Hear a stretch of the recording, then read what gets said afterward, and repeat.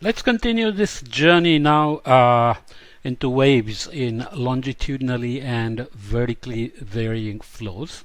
Obviously, we are getting closer and closer to the real complexities of the at least the mean state. We'll start adding some seasonal variabilities which are implied in the way we look at the waves here.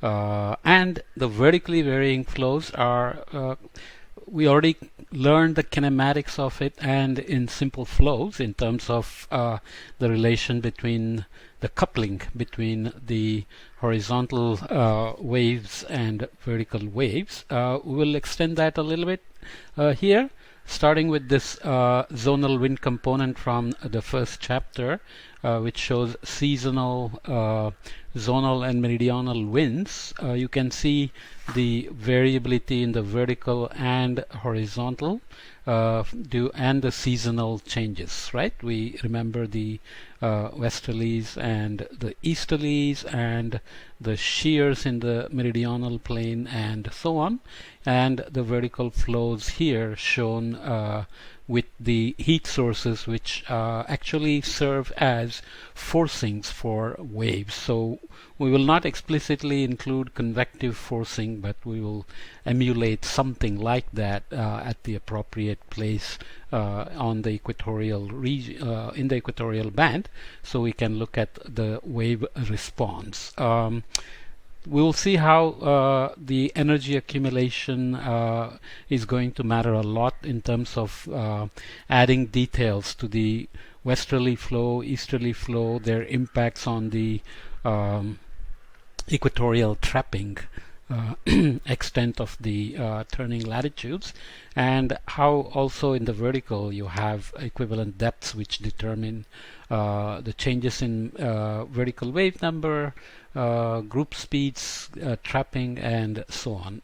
Let's recap a little bit the equatorial wave kinematics that we looked at in chapter 4, where we looked at the longitudinal wave number along a ray path. So basically how wave number is changing in time given the basic flow and the Doppler shifted frequency. So we wrote that in terms of group speed, Doppler shifted group speed, and we will use some basic properties, wave invariance, for example, along a ray path of a wave.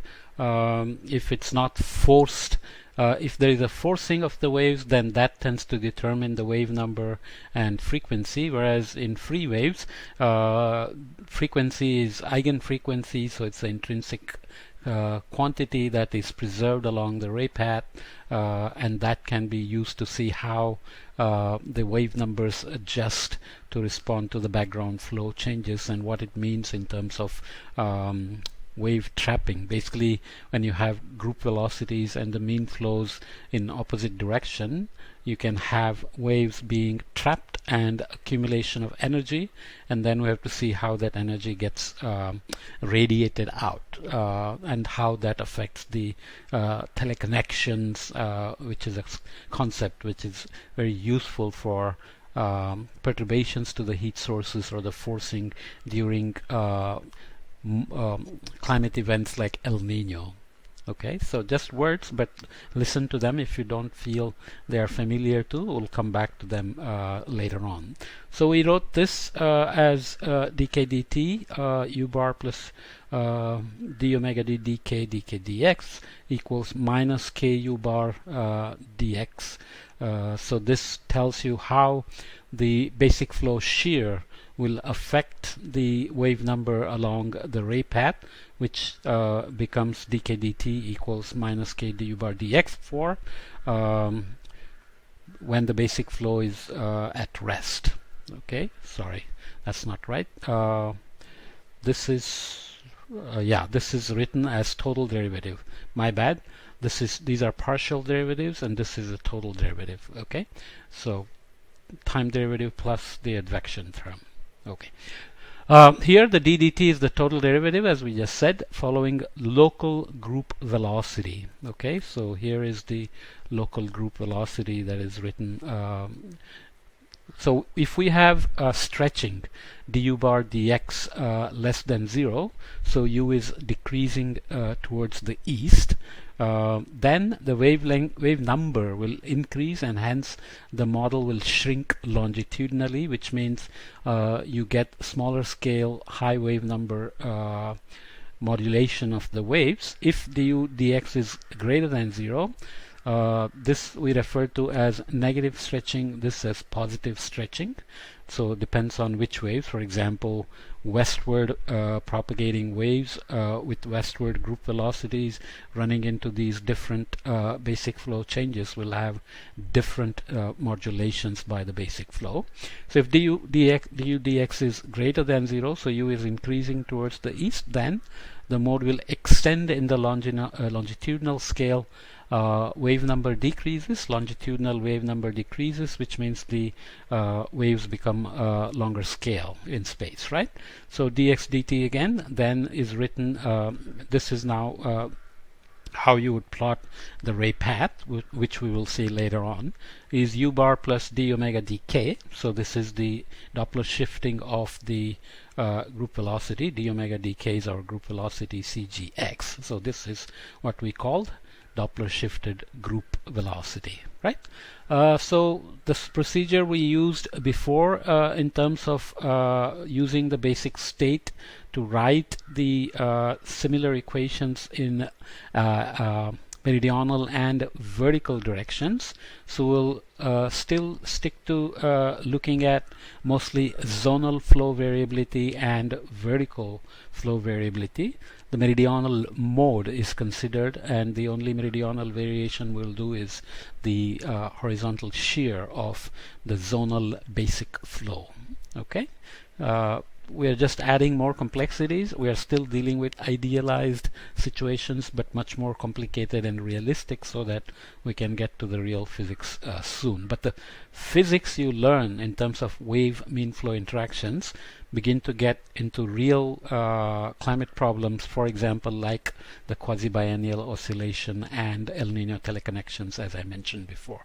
So the expression for the meridional ray path is similar to the zonal one. You can now see the coupling of the meridional wave number and the zonal wave number in terms of the vertical wave number and the zonal wave number in terms of the vertical shear. So I should have said here appropriately, I did.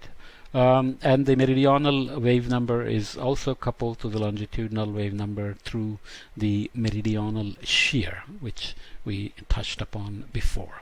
Okay, so this equation here states that within a positive vertical shear, if du dz is greater than 0, the vertical wave number will increase or decrease depending on the vertical scale.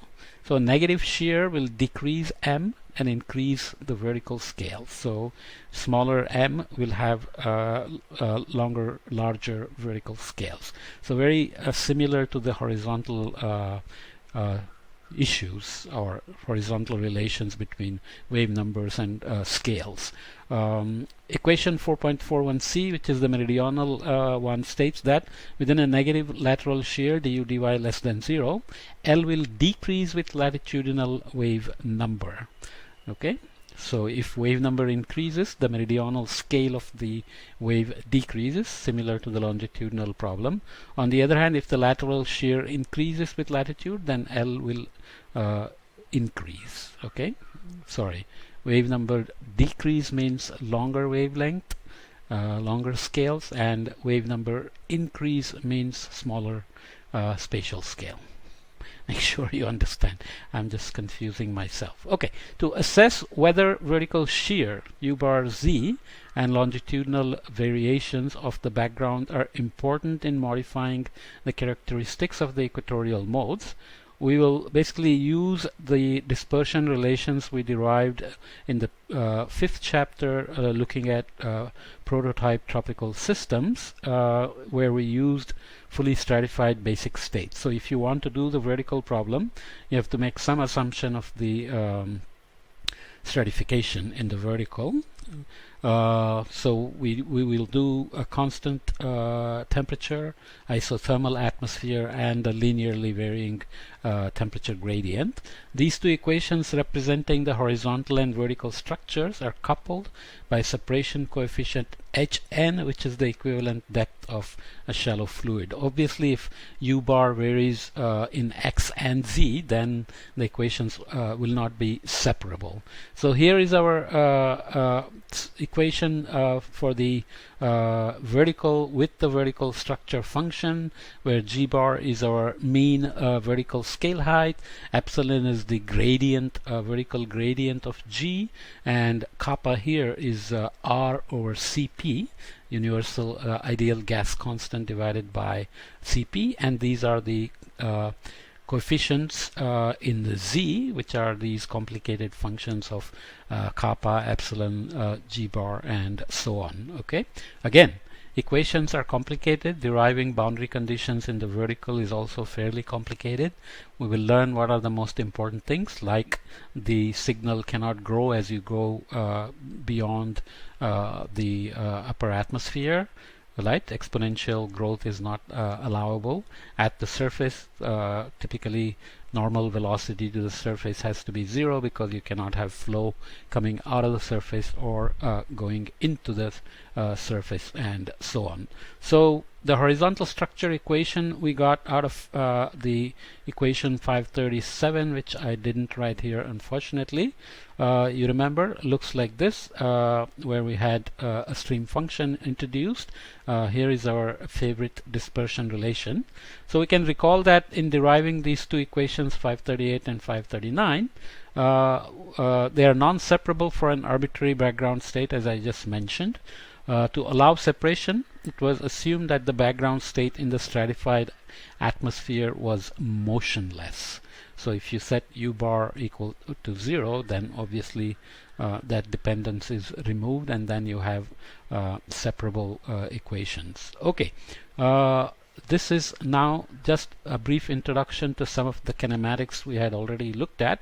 I'll continue that, and then we will start looking at what specific solutions we will look at in this chapter, what complications we will add, what wave characteristics we will get.